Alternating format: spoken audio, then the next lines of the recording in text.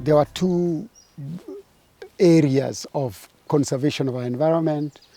One was the traditional way in which our peoples were able to conserve their environment, whether they are in Turkana or central Kenya or the Mijikendas in the coast and so on.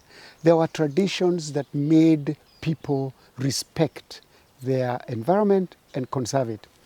That the Kikuyus respected the forest and they used it sustainably because it was considered a holy place, a place where they went and communed with their God. Mountains and forests were one and the same thing. Before Kenyan independence, white settlers viewed any land that wasn't used for agriculture as no man's land. The colonialists moved tribes like the Maasai to areas where they thought there was little potential for farming.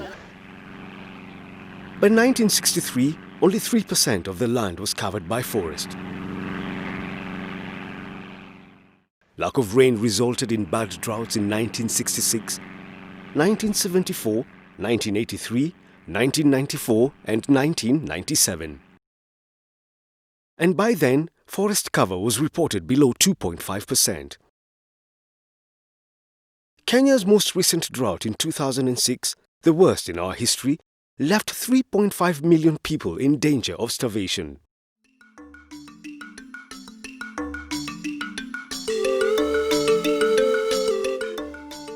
Many have called her the warrior for the environment.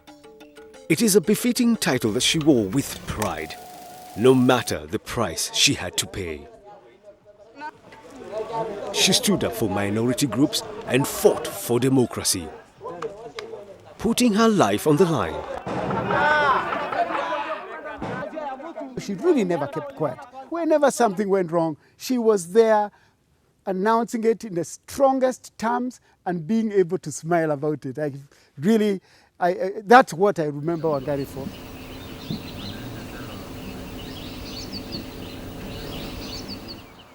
But perhaps her enduring legacy is the planting of more than 30 million trees across Africa.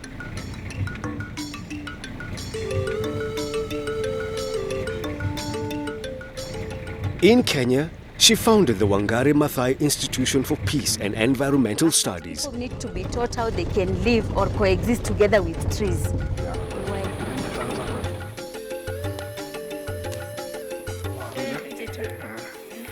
The beautiful forest. African olive, I haven't seen. At the center, young environmentalists get training. Just listen. There's a sound, isn't it? Professor Wangari Maathai used to call this a living forest and the other one a dead forest. And the reason being that here you are dealing with so many living organisms.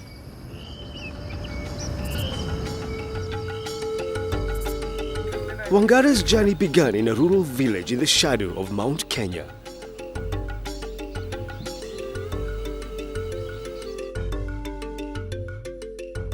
In 1960, she was a beneficiary of Airlift Africa.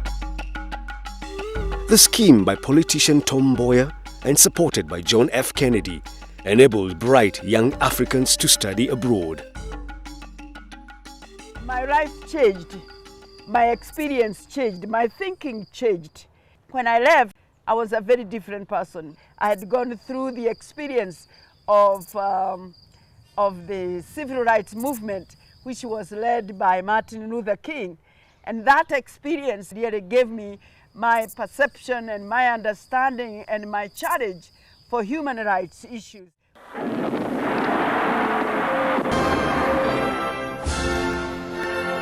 She returned to an independent Kenya in 1966.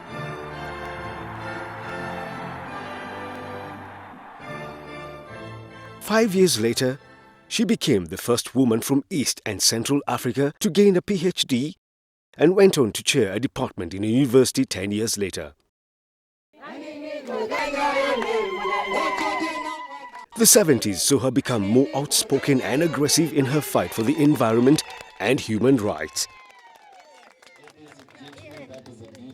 In 1977, she formed the Green Belt Movement, an organization comprised primarily of women to fight the devastating effects of deforestation and desertification.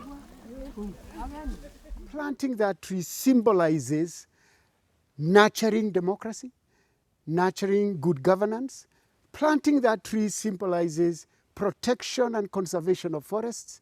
Planting that tree also symbolizes the better management of our natural resources as a country. So it was a simple act with profound meaning.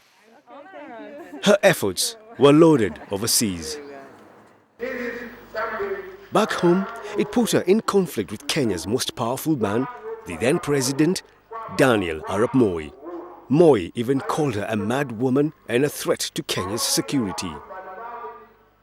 In 1989, Moi planned to build a $200 million business complex in Uhuru Park.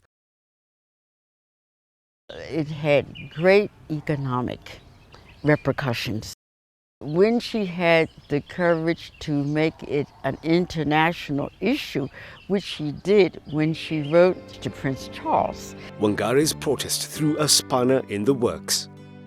Her protest gained the attention of the world media, causing international investors to pull out and plans were dropped. Our forefathers shed blood for land. We will do so. She was a rare, outspoken voice who had taken on a government used to winning and triumphed. In 1998, the Crusader took on Moi again after she discovered that he was giving away bits of Karura forest to his allies. Her efforts began to pay off.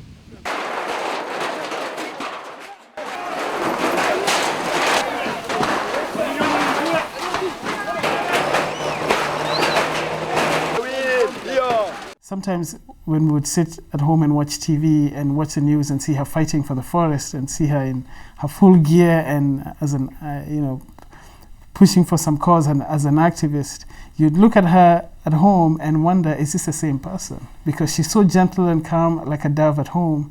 And then she gets out there and the passion for whatever issue it is of the day that she's concerned about, she'd really fight hard.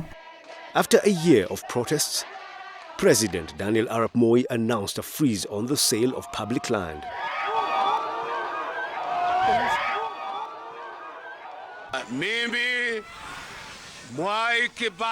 In 2002, Moi was out and a new government came to power. She won a parliamentary seat for Tetu constituency. The then 62-year-old was also appointed as Kenya's Assistant Minister for Environment and Natural Resources.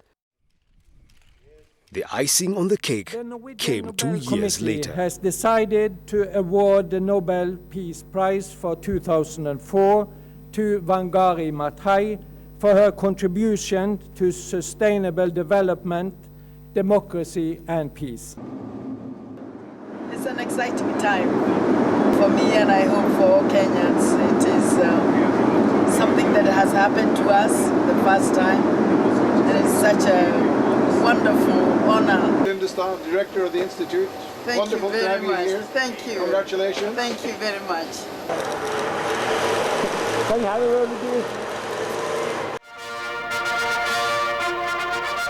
She was the first African woman and the first environmentalist to receive the Nobel Peace Prize.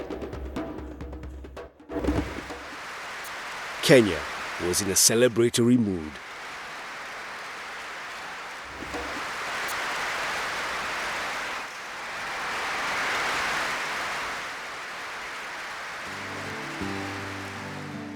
But in 2010, she was diagnosed with cancer. Ever the optimist, the diagnosis did little to slow her down. Although she sought treatment, she passed on at 71, leaving a legacy.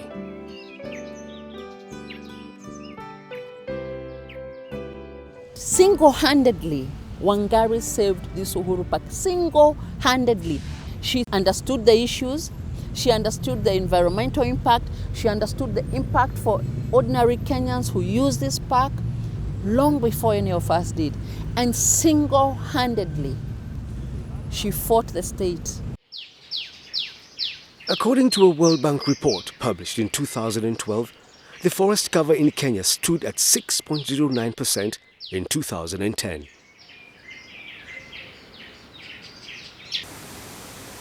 This area includes land under natural or planted trees and excludes tree stands in agricultural production systems. This is much less than the minimum 10% forest cover recommended by the United Nations Environmental Programme, UNEP. Wangari Maathai was more focused on forests. Trees generally are part of wildlife. It's not that in the mind of many Kenyans, wildlife just includes animals, but actually in the law, it's both plants and animals. So she focused a lot on the ecosystem. Okay, I know she focused on trees, but generally one thing that Wangari's message resonates with conservation in Kenya is she was able, first of all, to link environmental degradation with peace. Wangari Maathai's spirit is needed 50 years after Kenyan independence, as much as it ever was.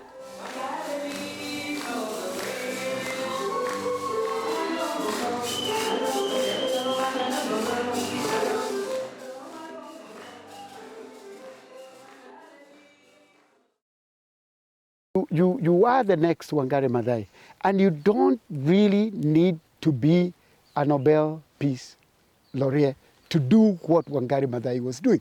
I keep telling people that I'm talking to that Wangari Maathai fought her battle, won them, and she's left us to grab with the victory, because she was victorious.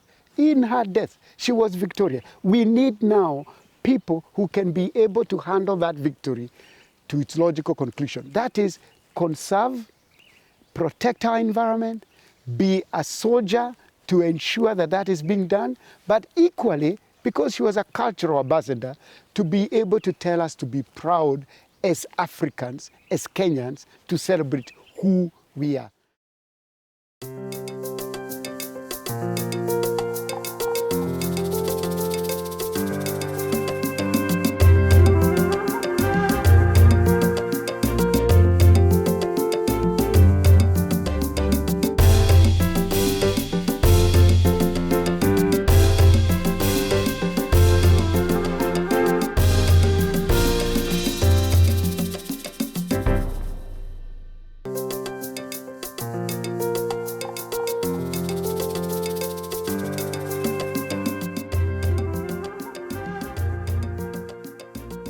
The elephant is one of the big five. The beasts that are considered the must-see for those on safari. Kenya currently hosts 38,000 of them.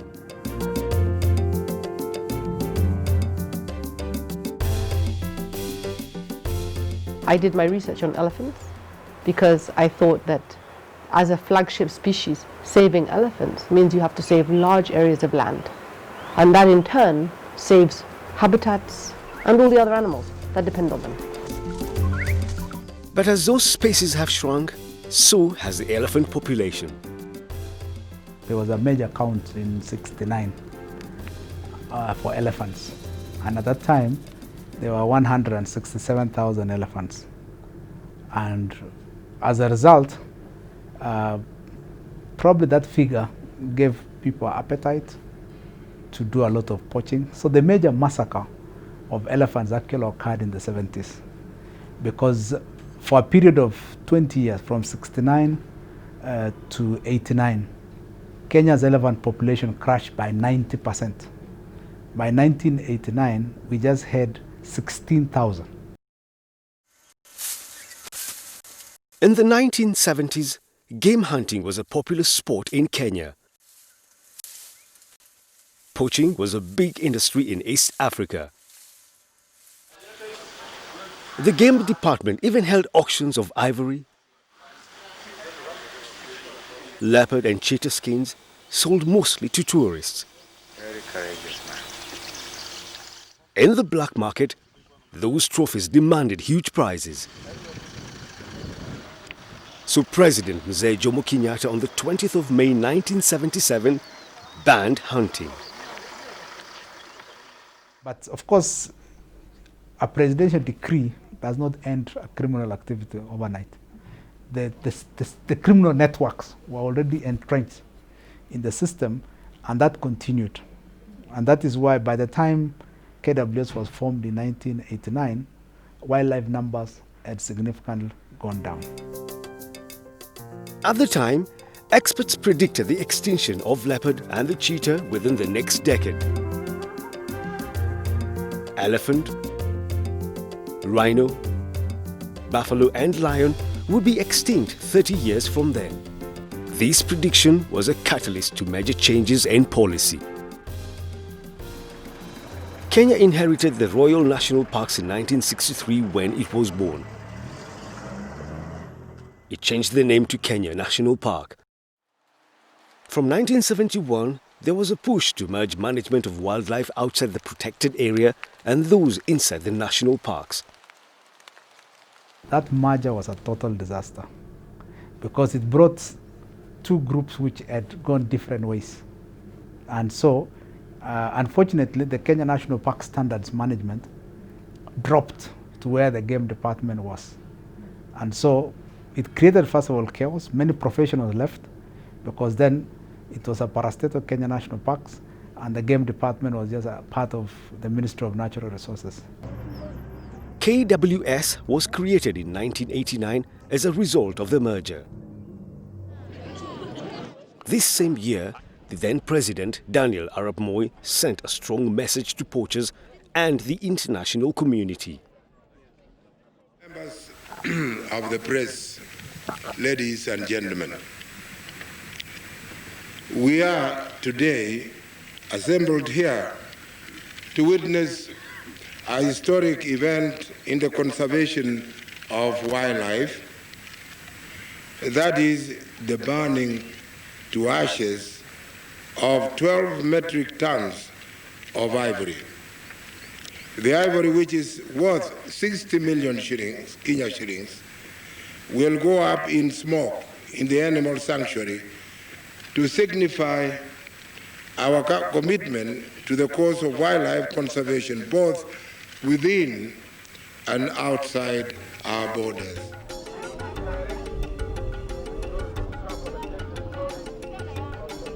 The stock of tusks had been accumulated over the previous 4 years.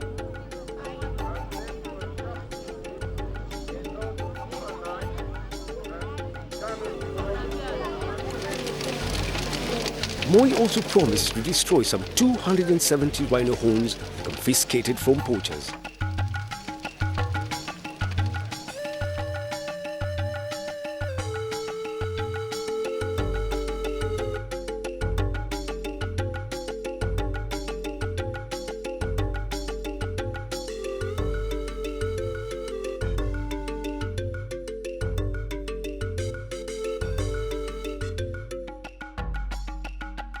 Later on, KWS was to have a hunting project.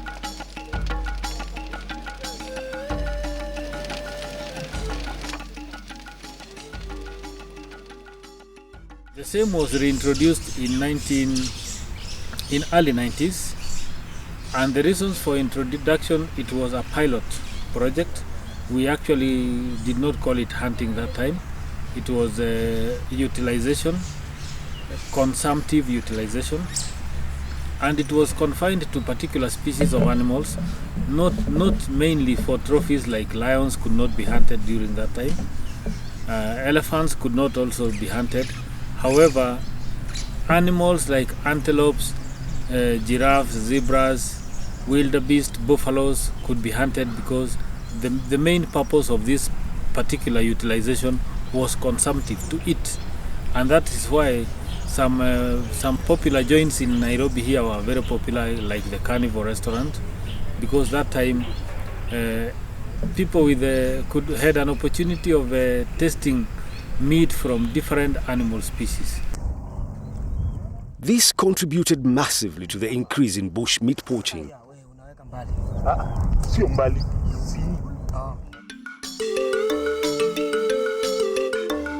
The project went on until 2003, when it was also banned because it was not sustainable. Poachers found a loophole in it. Elephants and rhinos became the casualties.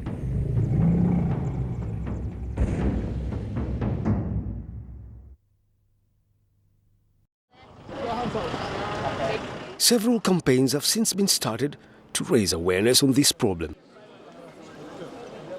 We did a study and we showed that less than 5% of criminals involved in wildlife crimes are going to jail. That means we're recycling poachers. We're fining them, they get out, they actually come to court with the fine. They pay 20, 30,000 shillings, they get out and they go and they poach again. There was one particular case that angered us immensely. A magistrate in one of our courts actually ruled against 3 men who pleaded guilty. They had been poaching, they had ivory. They'd killed 3 elephants. The magistrate found them guilty, convicted them and fined them each 40,000 shillings. And what she said was, I consider this a petty offence and it's not worthy of sending somebody to jail. That case made us realize just how bad the situation is.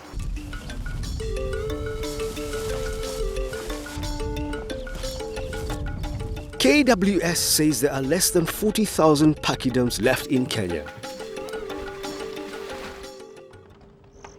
According to reports submitted at a meeting of Convention on International Trade on Endangered Species, CITE, the illegal ivory trade is at record highs and the number of elephants being poached is rapidly increasing. A significant event in the fight against poaching in 2013 was the sentencing of a Chinese woman who was trying to smuggle ivory disguised as macadamia nuts. She was sentenced to 5 years in prison. We want to make it so punitive that nobody wants to get involved in this business because the risk of going to jail is so high. That means enforcement must be very good, and it means that the intelligence must be great, investigations must reveal the evidence that prosecutors can use and the magistrates can rule. The future of Kenya's elephants are far but assured.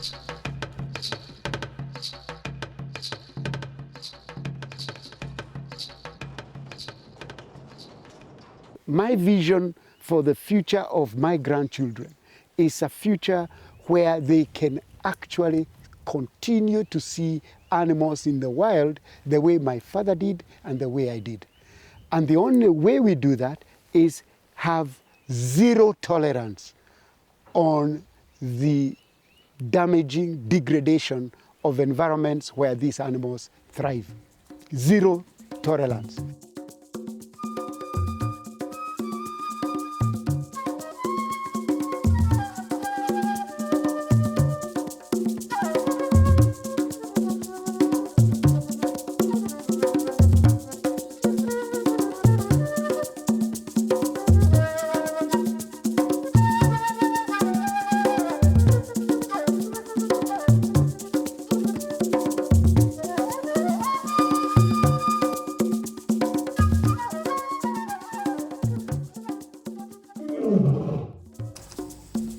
Poaching is perhaps the biggest threat to Kenya's wildlife.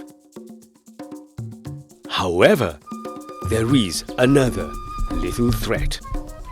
In Tsavo, for example, the biggest challenge is that to do with conflict between people and elephants. And why this happens is because elephants have a tendency to move from one place to the other, of course looking for pasture, looking for water. This competition for space and resources has many repercussions for human, livestock and elephants, leading to death and losses.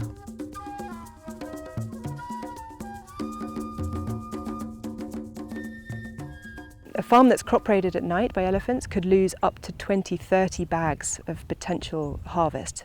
And if that's maize, that can be 20, 30, 40, 50,000 shillings worth of damage can be done in one night. So it's a huge loss to a farmer. Dr. Lucy King has come up with a solution that works. Her beehive fences are popping up across the country from Samburu to the Tsavo. We learnt through many years of research that elephants are scared of honeybees. And this seems quite incredible, but actually bees can sting elephants around the eyes, up the trunk, behind the ears, behind the legs, and the elephants get very, very scared and they run away. Lucy's fences are in high demand in areas surrounding the community like Sagalia, here in Kenya's Taita Taveta County. We woke up early in the morning, we just went around the shamba, we found the shamba nearly finished all the crops. Farmers have learned to build their hives which cost between 2,800 shillings to 5,000 shillings each.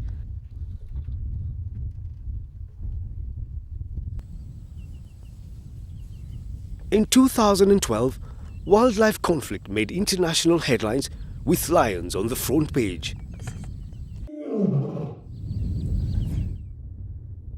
According to KWS, over 400 livestock were killed in Kitengela alone.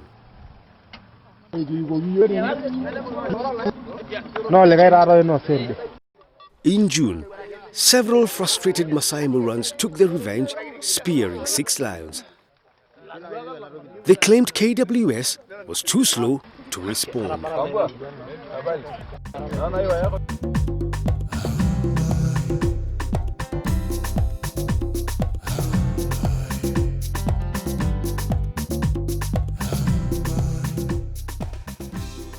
Across Africa, lion population has declined by 30 to 50% in the past 20 years.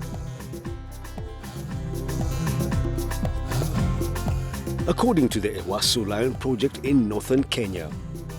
Kenya Wildlife Trust estimates that there are only 2,000 lions left. These are being lost at a rate of 100 lions per year. People have gotten more shrewd in their combat with the big cat. We realized that the reason why lions were declining was because of the use of poisons, pesticides, designed for agricultural purposes, but being used to kill lions and other predators. Now this particular pesticide that was being used comes in a salt shaker kind of a container. It's sprinkled on the carcass of a cow that lions have killed in, some of the pastoral areas. And when lions come to feed on that cow, they cannot taste this chemical and they cannot smell it. So they will eat it and they will die within 15 minutes. The whole pride. The loss of livestock to lions is a problem that many here can relate to. Before Richard Turere came up with this brilliant idea, his family lost several cattle to lions. I invented these flashlights, because I knew that the lions were afraid of something which can move, because when someone walks out with a torch, the lions will not come, because they will think this is a person coming for them when the light is flashing. Richard's family hasn't lost any livestock since installing the lights around the livestock enclosure or boma.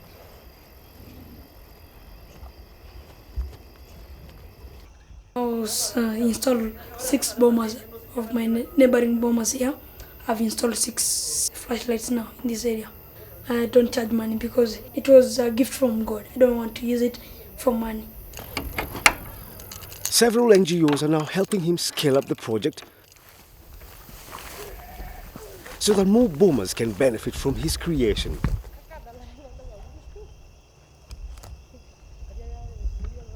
So I think there are only 2 ways to go, either flashlights or lion-proof bombers. But I think lion-proof bombers are more expensive than flashlights. So if all these people are going to be, all the bombers can be installed with the flashing light, then we will control permanently the issue of conflict with the lion. Living with our animal neighbors is something that Kenyans did for thousands of years before we had formed our own country. The other solution is the fencing of parks to protect livestock.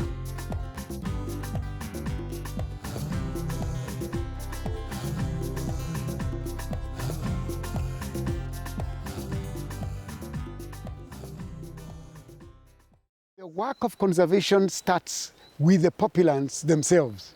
It starts with our children in schools. It starts with us believing that those animals are so important to the survival of the nation of Kenya. It's not just a tourism thing. It is not just that we want to save the elephant for the tourists. We want to save the elephant because it's what identifies us as Kenyans. That's more important than a tourist. That has not been communicated to every Kenyan, because we must be our elephant's keeper, not our brother's keeper, our elephant's keeper. We must be our Columbus monkey keeper. We must, because these are the animals that tell our story, that create the narrative of the Kenyan nation. Yeah? Without the elephant, I think Kenya will not be what it is today. So let's not look at an elephant only in economic terms. If we do that, then somebody will be saying that ivory it carries is in economic terms, yeah, some of value. And there you open a window of its dissemination.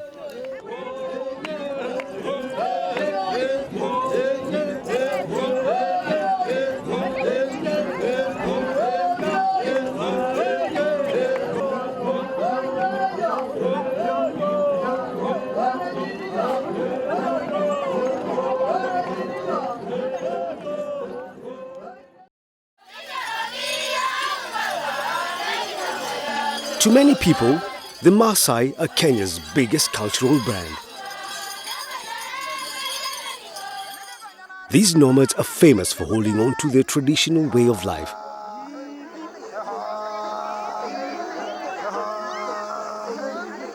And many find their practices interesting. Their nomadic lifestyles put them in the same vicinity with wildlife, particularly lions.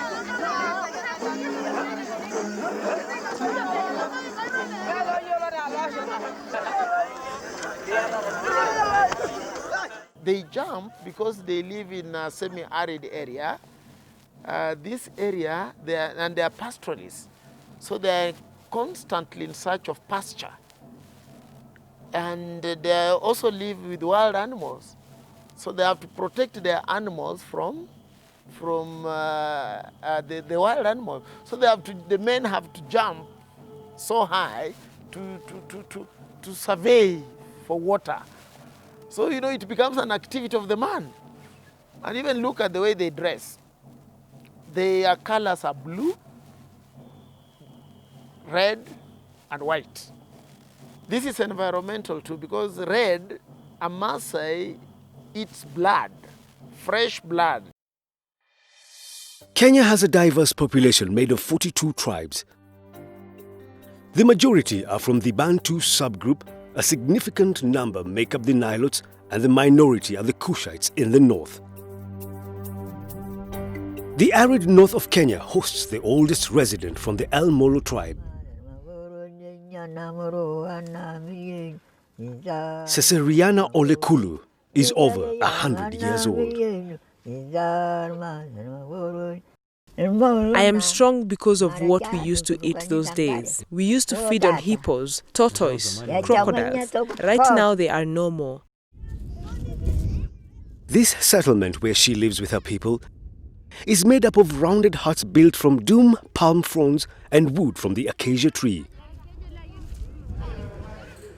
Like their Samburu neighbors, their women wear bracelets, anklets and necklaces made from colorful beads.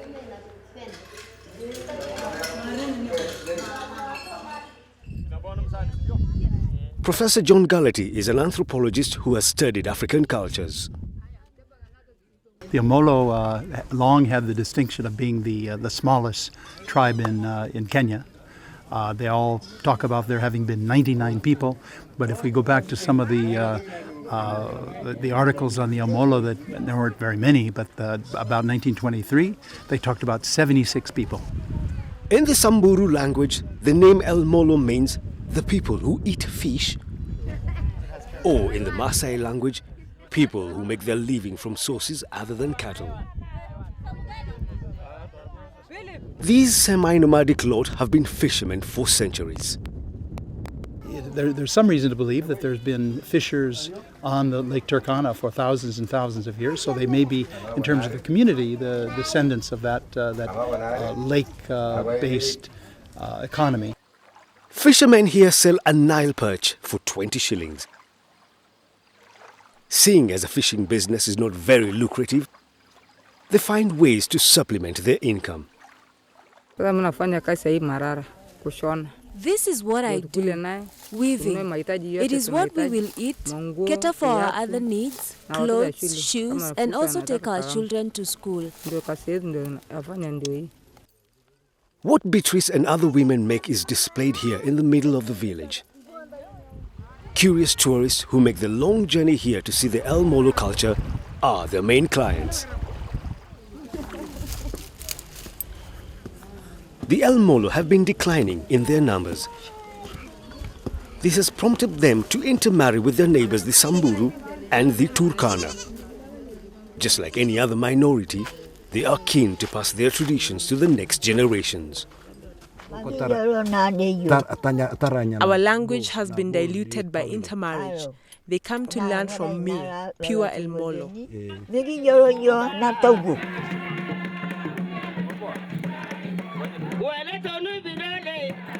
In the capital city, Nairobi, another minority is promoting their way of life. This particular event is the coronation of the Nubian cultural ambassador held at the Bomas of Kenya. The Nubians look to different ways of celebrating their heritage. From their mouth-watering dishes, traditional Nubi artifacts, fashion,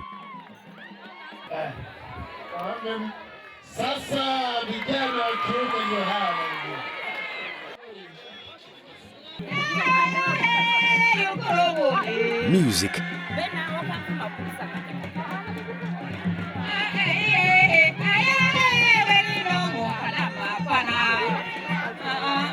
and dance.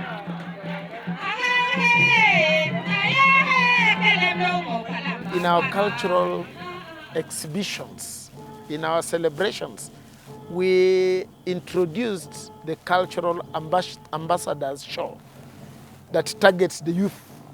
We want the youth to go back and learn their indigenous languages. We want them to go back and learn issues of culture. Isa Abdul Faraj is the chairman of the Nubian Council of Elders.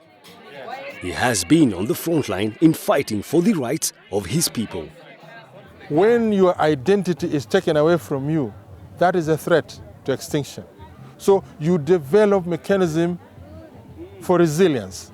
The main one for us is the culture. 43-year-old Siyama Ismail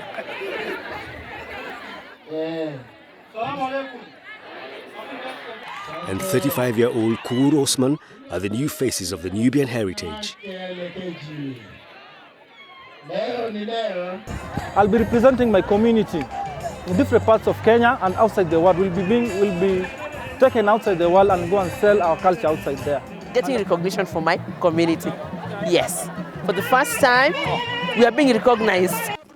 They now join the other ambassadors in marketing Kenya to tourists.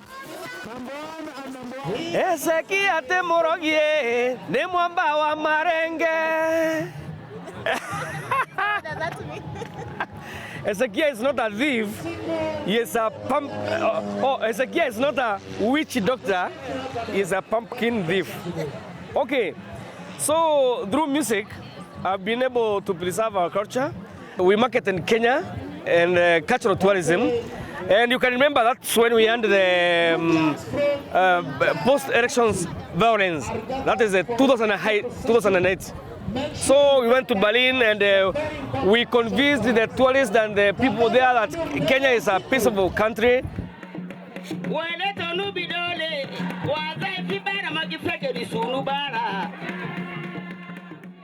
Down at the coast, the locals also have their version of a cultural gala. In the Lamu festival, traditional dances or ngoma are the star attraction. I started playing Chama music 8 years ago. One can notice the difference when an old person plays.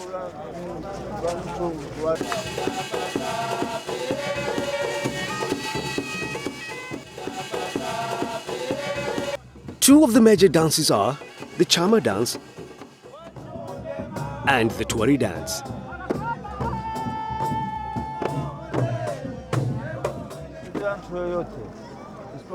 Chama is an old music.